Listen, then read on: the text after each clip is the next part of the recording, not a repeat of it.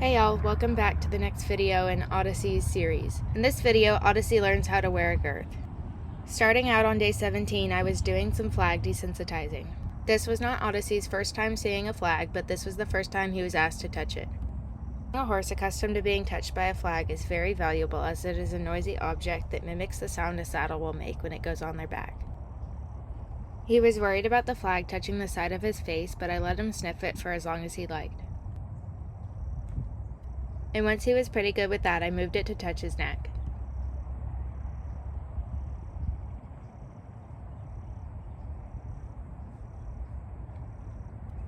One thing I always like to do when desensitizing is have them follow this scary object. This helps keep them engaged and build confidence.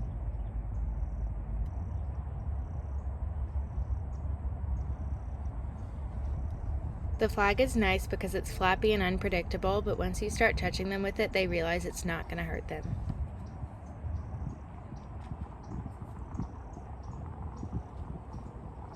So then I just repeat the same thing on the other side.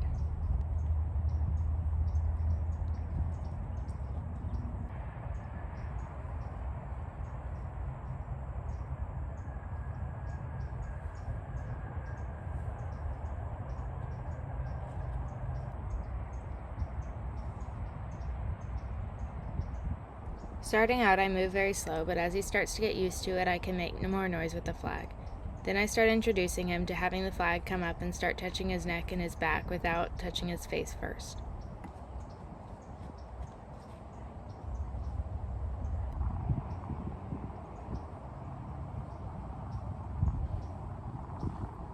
The first time I move the flag fast enough to make noise is when I'm taking it away from him so that he can get used to that sound before I start to make noise while it's coming at him.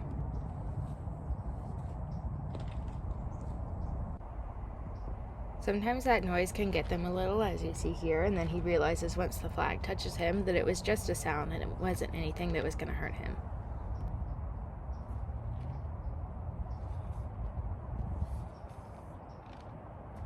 Another thing I do a lot while desensitizing is have them yield their haunches so that their feet aren't stuck. If they feel like their feet are stuck, they might be standing still even if they're scared of something. But if they feel like they have the freedom to move and express if they're scared, that way I know they are truly getting comfortable with whatever I'm introducing to them.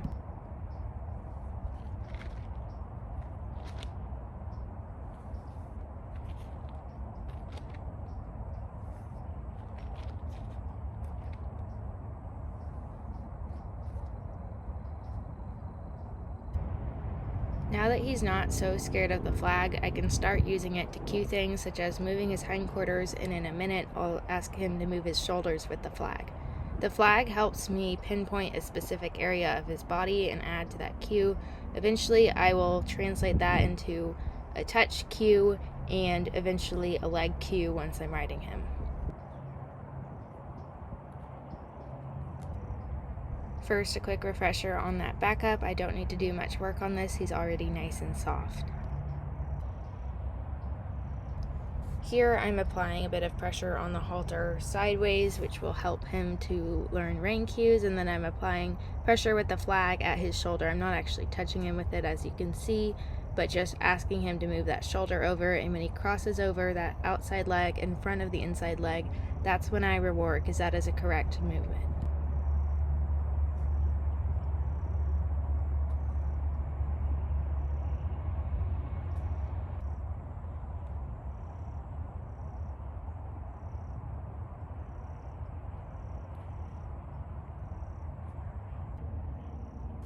And then we can start to piece together some more steps.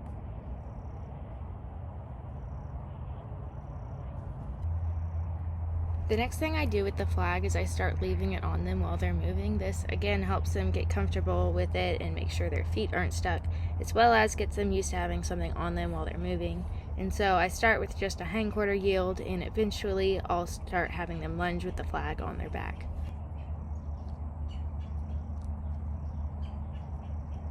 My main goal for this day was to work some more on fine-tuning our lunging, our sending cue, and our stop, and being able to lunge on a smaller circle. Now that he was clipped, he could do a little more. Rather than being like panting after 3 minutes, he was able to actually work some more and build up some more fitness. So here he got confused, went the wrong direction, so I just corrected him. And he was kind of pulling on me a bit, but I was just trying to encourage forward motion and using the whole round pin. And so here I asked him to stop because, again, he was pulling on me a bit this direction, and that was what we ended up having to work on that day, is he was wanting to turn his head away and pull on the halter a bit.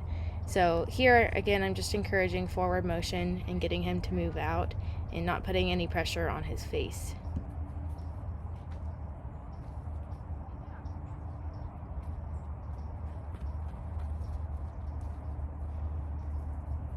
His sending off was getting a lot better. When I send a horse out on a circle, I apply pressure under their chin with the halter. This gets them softer when you're leading them, so that if they start to get stuck, they remember that they're supposed to come off that pressure that they feel on their pole and under their chin. So that's why I do that, and then I release the line. He got a little spicy there, but I release the line so that they have the space to move out on a larger circle once they've come off that pressure. And so again, just getting him moving forward and working on our stops, which are still a bit slow at this point, so I'll show you how I worked on those. And if he tries to come towards me without being asked, I just put my hands up to tell him to stay back. So again, when I send him out to the right, he starts turning his head away before there's even pressure on the lead rope. And so what I started doing was having him go on a smaller circle. This helps build softness because every time they feel that pressure on the halter, they have to come off it. So I keep the pressure with the flag behind him to keep him moving, and if he ever pulls on me, I hold until he's soft again.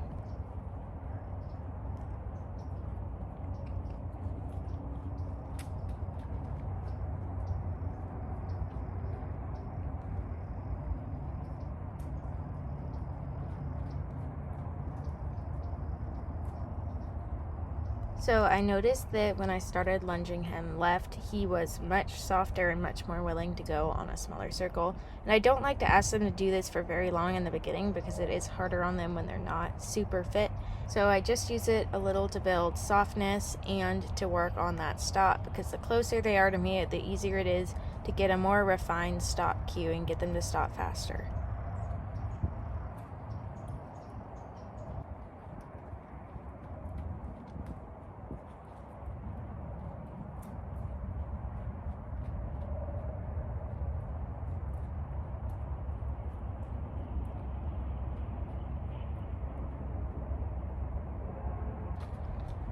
When I sent him back around to the right, we were still having some trouble with softness. He was doing a lot better after a bit of work on it, but I started to wonder if maybe there was something with his face that was the reason he didn't want to soften to that halter pressure.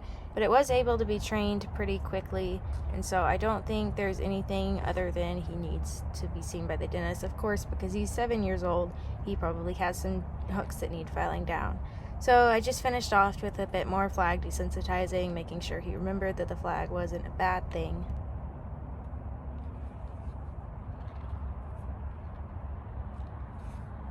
And that was a really good and productive session for the day. We refined our lunging cues quite a bit and started work on the flag.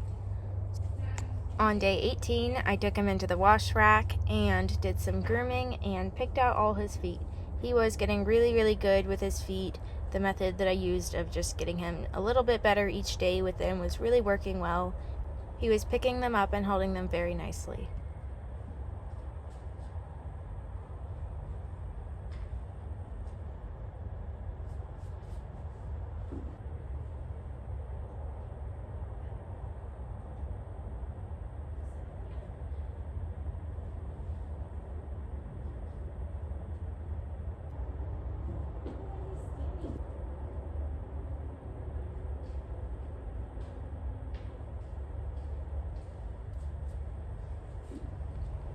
And then I took him in the round pen later that day. I got him warmed up, refreshed him on his lunging stuff, and I made sure in the beginning to give him a nice loose line and have him move on the outside of the round pen. And I actually asked him to canter for the first time. I hadn't asked him to canter sooner because I was worried about him overheating, But again, he's clipped, and so that's not a concern anymore. And he has a really, really nice canter. I was very pleased. The next thing I did, I had actually done with him before, but for some reason I didn't end up filming it or misplaced the footage and it didn't end up in a video. But I basically put the rope around him to get him used to a cinch later on. And so I started just moving it on his belly and then pulling on it, acting like I was tightening up a girth around him. And then I started to have him move with it. He was really good for that. He honestly wasn't worried about it at all. So I did it again before the first time I actually cinched something up on him. When I asked him to move, I was holding my right hand up and he was a bit confused as to which direction I was pointing him because I had a rope in each hand. But once he figured it out, it did actually start sliding back on him and I didn't want it around his flank. And so I just had him stop and readjusted it.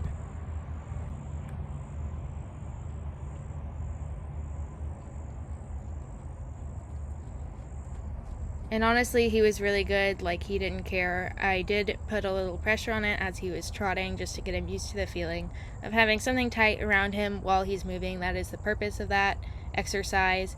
And he was really good, so I didn't do that too much. I really like this rope work exercise to prepare the horse for the feeling of wearing a cinch the first time, because it's not really that tight around them, but I can pull on it to tighten as I see fit. And so that way it can actually release if he's feeling uncomfortable, or I can pull on it when I feel like he's ready for it. And so it gives me more control over it.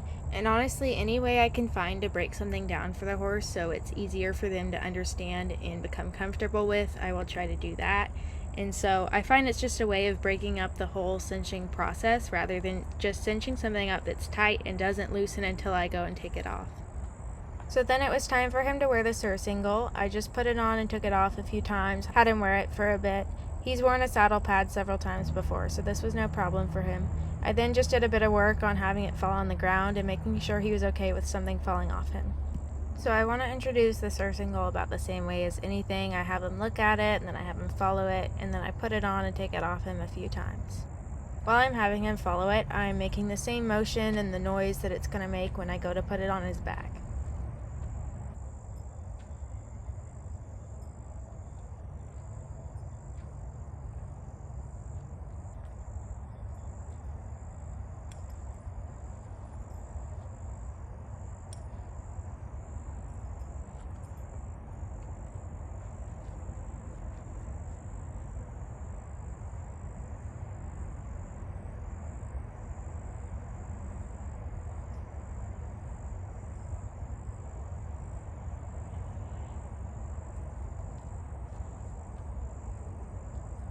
It may seem boring, but I do lots of little steps like this to prevent explosions in the future and make everything a good experience for him.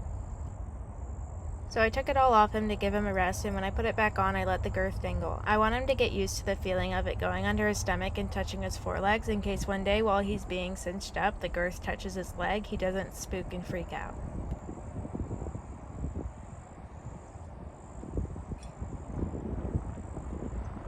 So then it's just the same thing on the other side, making sure he's okay with that girth dangling underneath him. And he really didn't care. So then I grabbed the cinch, pulled on it as if I were going to tighten it, and let it loose and moved him again.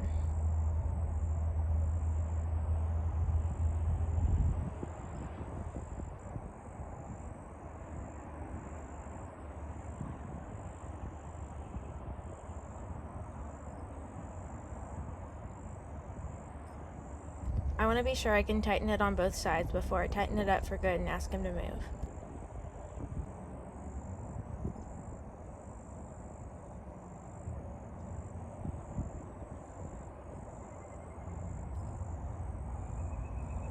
So then I moved him a little closer and tightened it up for the last time.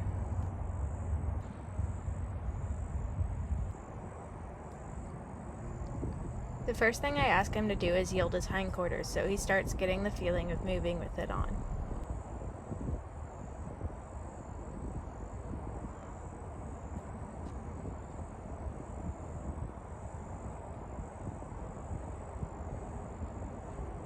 I tightened it a little more to make sure it wouldn't slide back, and then my phone fell off the fence. Luckily, I noticed and set it back up before I did much more, so I just made sure it was nice and snug and wasn't going to slide back, and then really started asking him to move.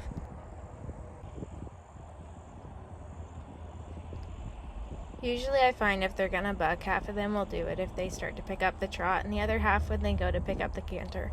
Unsurprisingly, after all that preparation and Odyssey really not caring about the feeling of being cinched up, he had no bucks in him. I kept him going for a bit while waiting for a lick and chew. When he decided to walk, I was happy to let him walk and lower his head and relax.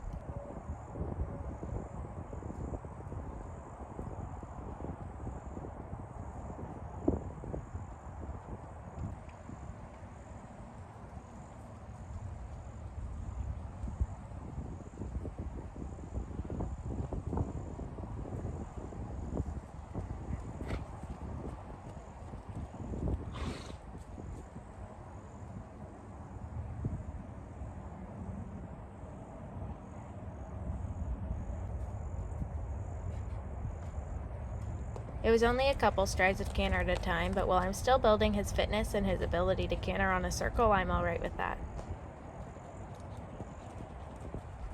I was really pleased with how Odyssey handled the cinch. I made sure to take my time and skip no steps in the process so that he was fully prepared for what would come next, and I'm really happy with how he did. Thank you all so much for watching, and thank you to everyone who's been commenting on the videos. I really appreciate the support, and stay tuned for Odyssey's next video where he learns how to ground drive.